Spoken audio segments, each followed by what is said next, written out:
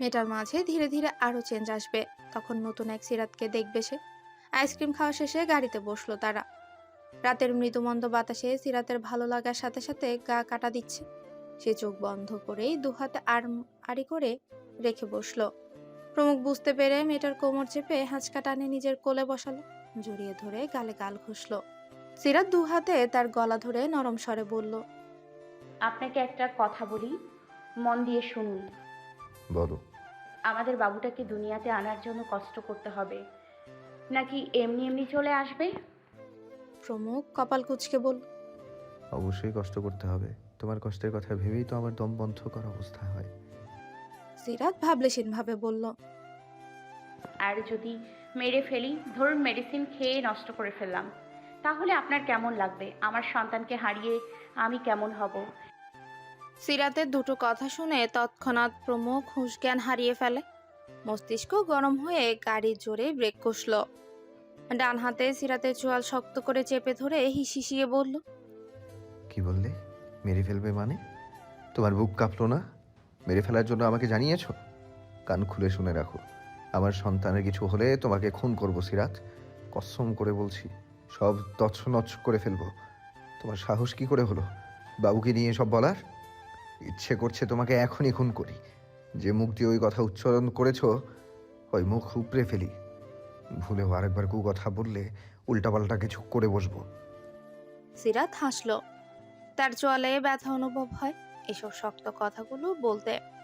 তারও বুকের ভেতরটা জ্বলে পুড়ে যাচ্ছে। তবুও বলবে সে। নিজেদের দিয়েই আজ প্রমুখকে উপলব্ধি করাবে। সে বাঁকা হেসে বলল, নিজের সন্তানের জন্য এত দরদ, অথচ অন্যের সন্তানকে মারার জন্য বুক কাঁপে না? এতগুলো বছরে কত মায়ের কোল খালি করেছেন বলুন? হ্যাঁ, মনে রাখুন, আজকের পর থেকে আর কাউকে খুন করার কথা ভাবলে আমি আমার সন্তানকে নুন খাইয়ে। তার কথা শেষ না হওয়ার আগেই বাম গালে শক্ত হাতের চড় পড়ল। প্রমুখ বুড়ো অনুমূর্তি ধারণ করেছে। চোখ থেকে আগুন বের হচ্ছে যেন। সিরাত তখনও নির্লিপ্ত। সে সিরাতের ঘাড়ে হাত রেখে চুল টেনে আক্রোশের সুরে বলল, চুপ কর, মুখে দিয়ে একটু শব্দ বের হবে না। তুই আমাকে রাগিয়ে দিলি কেন? আমার বাবুর কিছু হলে সব উলট পালট করবো। সিরাত হতাশ স্বরেই নরম স্বরে বলল, একটি জীবনের কত মূল্য আপনি বুঝবেন না। মানুষ বাঁচানো অনেক কঠিন, কিন্তু মারা খুবই সহজ। তাছাড়া এই কাজের মতো নিকৃষ্ট কাজ এই পৃথিবীতে আর দুটো নেই। আমি আপনাকে বলছি না সাফওয়ানকে ছেড়ে দিতে, কিন্তু একবার লাবণ্যর জায়গায় নিজের মেয়েকে ভাবুন। আপনার মেয়ের প্রিয় মানুষকে কেউ মারতে চাইছে, যার ফলে সে অসুস্থ। তখন আপনি কি করবেন? দুনিয়া তছনছ করে তাকে মেয়ের কাছে আনবেন। ঠিক তেমনই রাকিব চৌধুরী কষ্ট লাগছে। বাকি রইল আপনার মা বাবাকে হত্যা করা। সেগুলোর জন্য শাস্তি দিয়েছেন, শাস্তি পাচ্ছে, আর কখনো হারতে পারবে না। অনেক হলো খুনাখুনি। ফার্দার ভুলেও যদি এই হাতে আর কেউ খুন হয়, আমি বাবুকে সঙ্গে নিয়ে এক জায়গায় চলে যাব, যে জায়গা আপনার নাগালের বাইরে। দরকার পড়লে মরে যাব, তবুও আপনার এই হাতে আমার বাচ্চাকে ধরতে দিব না। যদি আজকে আমাকে কথা দিতে পারেন, তবেই আমি আপনার সঙ্গে যাব। প্রমুখ হতবাক হয়ে যায়। সিরাতকে ছেড়ে সে অবাক চোখে তাকিয়ে থাকে। তার বাবুকে নিয়ে কিভাবে মেয়েটা এসব বলছে। সে থর থর করে কাঁপে। সিরাতের চোখে জল। সে প্রমুখের বুকে ঝাঁপিয়ে পড়ে। ডুকরে কেঁদে ওঠে। প্লিজ প্রমুখ, আমি চাই না আমার বাবুর পাপা খুনি হোক। সবাই বলুন, ওই যে খুনির বেবি যাচ্ছে। প্লিজ সাফওয়ানকে মুক্তি দিন। আর কত শাস্তি পাবে সে?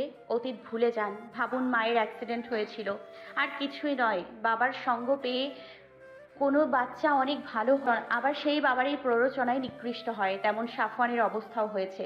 বিয়ের আগ পর্যন্ত ও আমাকে একটা বাজে টাচও করেনি, ভুলেও কটু কথা বলেনি। কত অপমান করেছি, তবুও পিছু নিয়েছে। আপনি সব ভুলে সংসারে মন দিন। একজন ভালো বাবা হওয়ার ট্রাই করুন, যেন আমাদের সন্তান মাথা উঁচু করে বাঁচতে পারে। কোনো শত্রু যেন তার দিকে কুনজর না দেয়।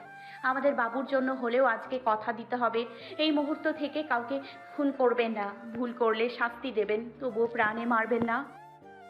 প্রমুখের চোখ দুটো জ্বলছে। সে তেতে উঠে বলল, তোর এক্সের এত সুনাম করছিস কেন? খুব গায়ে লাগছে? সিরাত কেঁদে উঠে। সে আরো গভীরভাবে আষ্টে পৃষ্ঠে জড়িয়ে হালকা ঢোক গিলে বললে, ও সব বাদ, মোট কথা আমি চাই আপনি খুনাখুনি বন্ধ করুন, আমাদের নিয়ে হ্যাপি থাকুন, অন্য কেউ সুখে থাকতে দিন, আর কারো প্রাণ অকারণেই ঝরে না যাক, মায়ের কোল খালি না হোক। সাফওয়ানকে ছেড়ে দিন, ভুলে যান সব কিছু। প্রমুখের হাত পা কাঁপছে। সে ঘন ঘন শ্বাস ফেলে নিজেকে কন্ট্রোল করতে চাইল, কিন্তু সব কন্ট্রোলের বাইরে।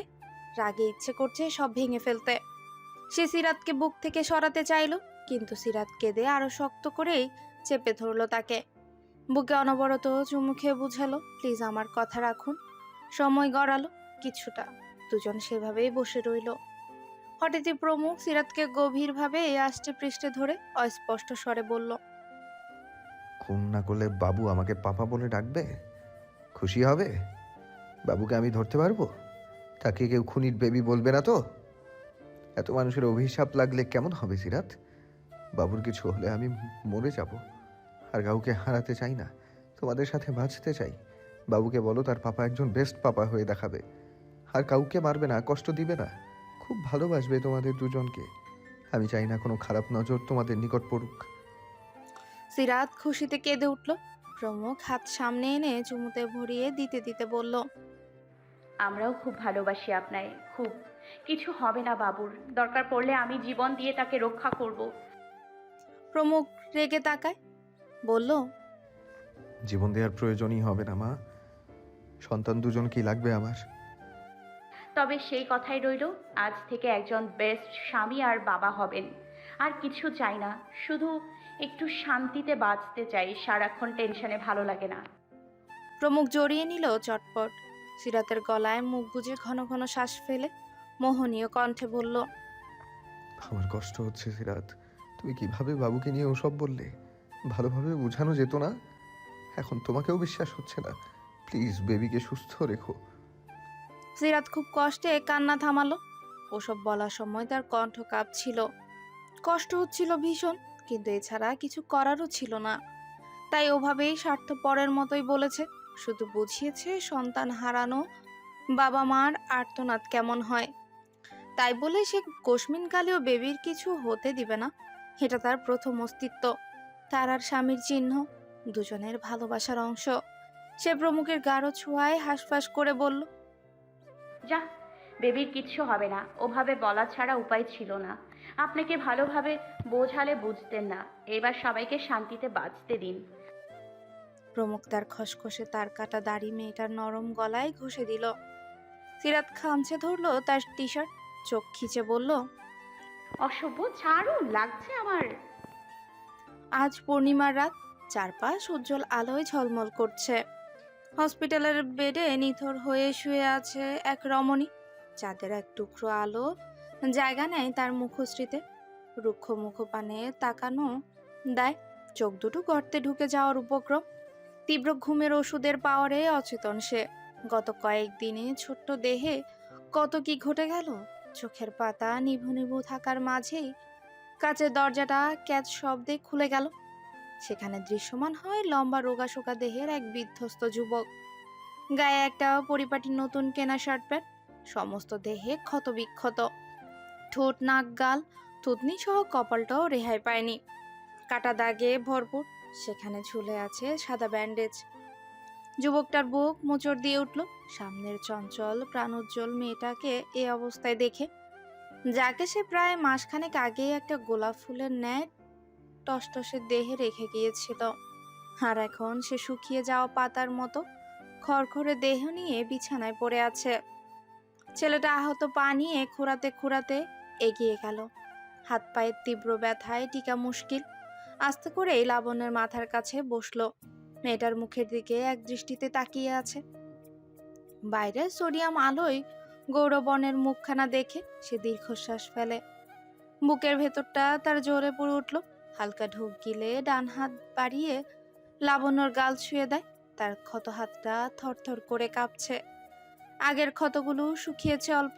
সাফওয়ানকে কয়েকদিন যেভাবে টর্চার করেছে, সেটা যদি কেউ সামনাসামনি দেখত, জ্ঞান হারাতো সেখানে।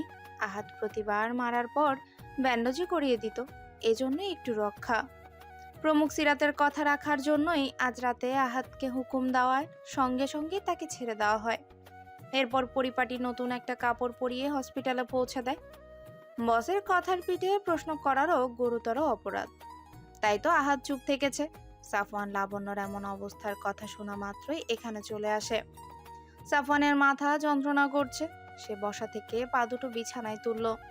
লাবণ্যর পাশের খালি জায়গায় আলগোছে তার বলিষ্ঠ দেহটা রাখে, পা ছড়িয়ে দিয়ে শুয়ে পড়ল।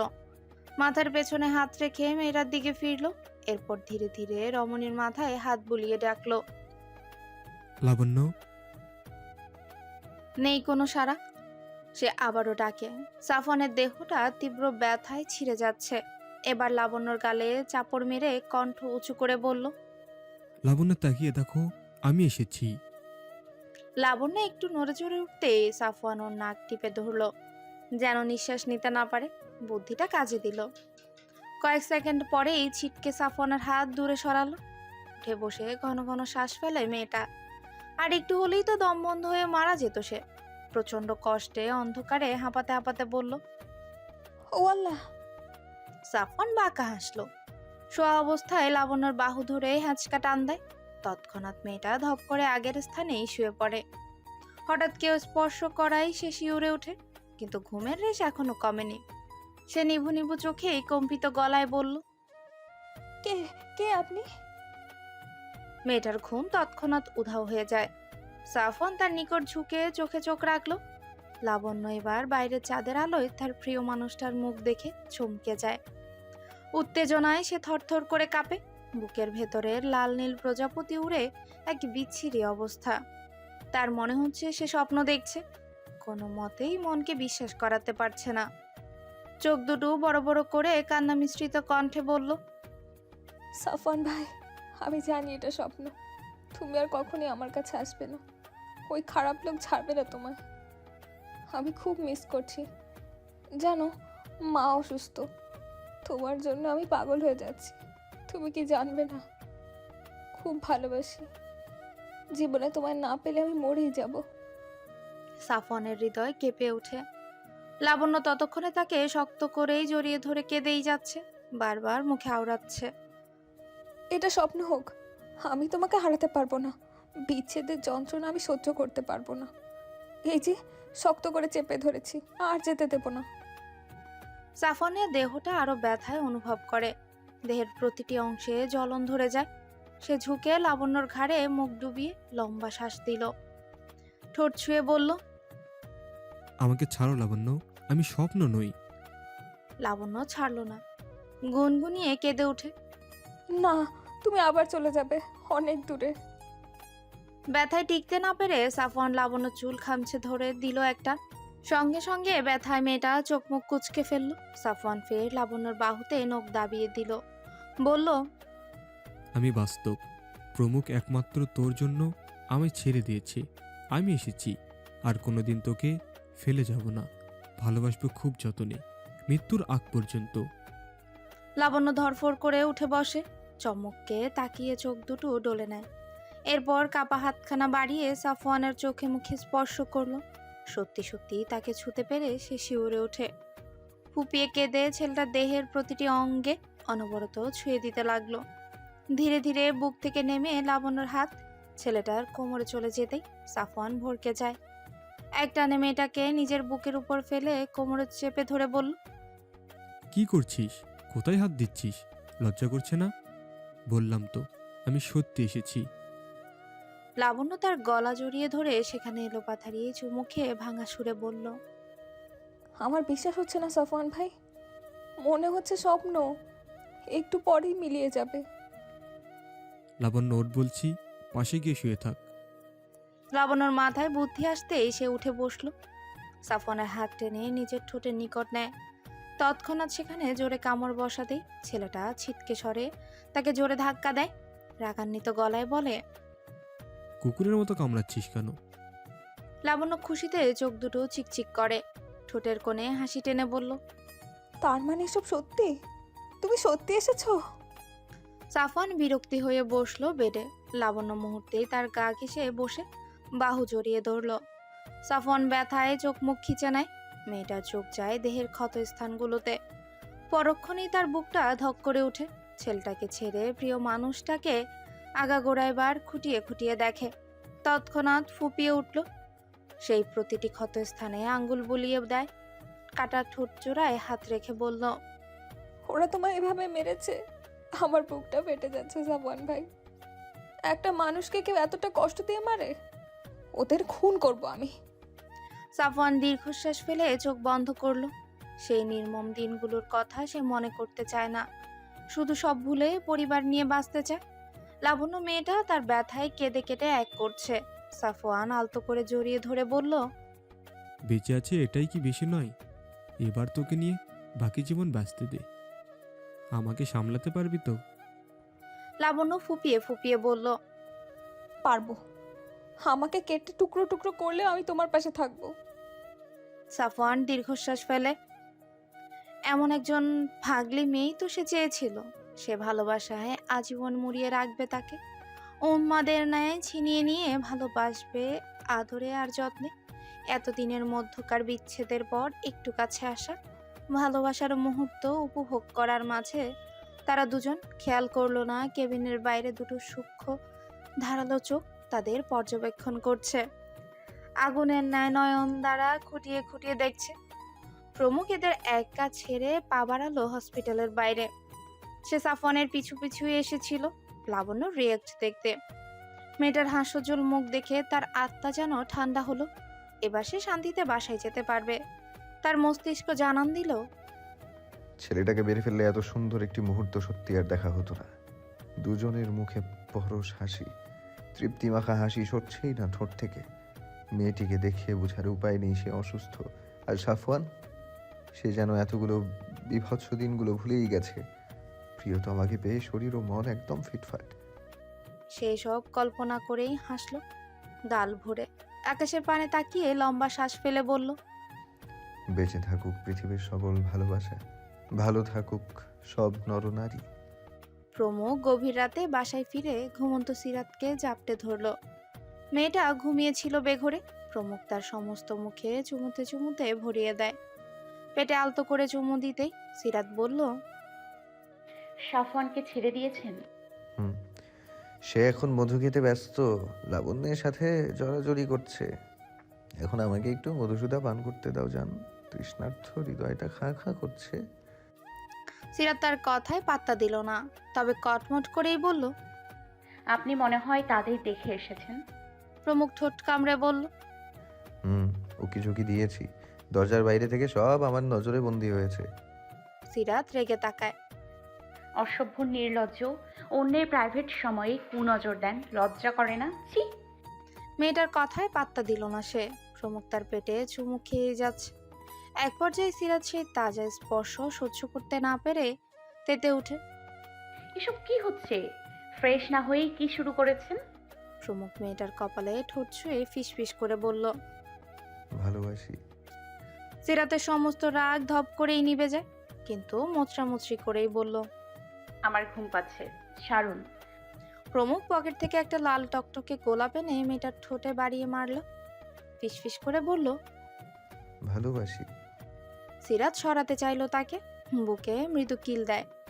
প্রমুখ সেই লাল গোলাপ ঠোঁট থেকে গলায় নিয়ে যায় ধীরে ধীরে মেয়েটার বুকে, তারপর পেটে নিয়ে আগুবাগু করে সেখানে। কান রাখে, গরম শ্বাস ফেলে ফিসফিস করলো, আমার বেবিকেও ভালোবাসি। আজ আপনার হয়েছে কি? সিরাত লজ্জা মিশ্রিত কণ্ঠে বলল। প্রমুখ নেশাক্ত নয়নে তাকায়, এগিয়ে ঠোঁটের কাছে গিয়ে তার ওষ্ঠ কামড়ে ধরে। বেসামাল হয়ে চুমু খেয়ে মেয়েটাকে অস্থির করে তুলল। সিরাত ছাড়া পেয়ে রাগান্বিত গলায় বলল, আপনি চাইছেনটা কি? ভালোবাসা। কপাল কুঁচকে যায় সিরাতের। প্রমুখ তার নাকে নাক ঘষে বলল, ভালোবাসি বলে। সিরাত শুকনো ঢোক গিলে। প্রমুখের চুল খামচে বলল, মুখে বলতে হবে? প্রতিটি সময় অনুভব করাই তাতে হয় না? বলো, নয়তো সরবো না। সিরাত শক্তপোক্ত দেহটার ভারে প্রাণ যায় যায় অবস্থা। সে ঘন ঘন শ্বাস ফেলে বলল, ভালোবাসি। আকাশের বুকে মেঘ ছাড়া যেমন বেমানান, ঠিক তেমনই আপনার এই বুকে আমি ছাড়া বেমানান। চাঁদের পাশে তারা যেমন অপূর্ব, আপনিও আমার পাশে অপূর্ব। আপনাকে ছাড়া অপূর্ণ। আমি এই চরিত্রহীন, নির্লজ্জ, খারাপ চৌধুরী সাহেবকে ভালোবেসে ফেলেছি। চাঁদের মতো ঝলমলে আলো ফিরিয়ে দিয়েছে আমার জীবনে। প্রমুখ মুগ্ধ হয়ে গেল তার প্রতিটি কথায়। সে কারো নয়নে তাকিয়ে রইল।